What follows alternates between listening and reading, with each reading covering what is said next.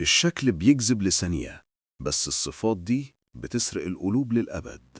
تعال أقول لك على 5 صفات ثابتة الناس كلها بتدور عليها، وإنت تقدر تكون عندك كلها. أول حاجة، إنك تسمع بجد. لما تديله كل اهتمامك وتحس بمشاعره، بتبقى جذاب بطريقة محدش يقدر يقاومها. تاني حاجة، الثبات والثقة.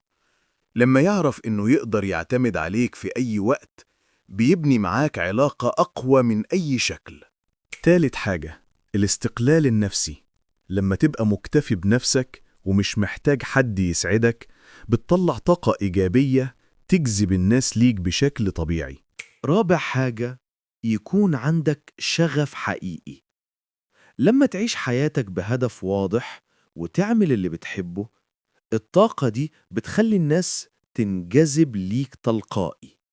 وآخر حاجة، الانفتاح على التطور. لما تكون متقبل النقد وعايز تطور نفسك باستمرار، بتبان أنضج من أي حد تاني.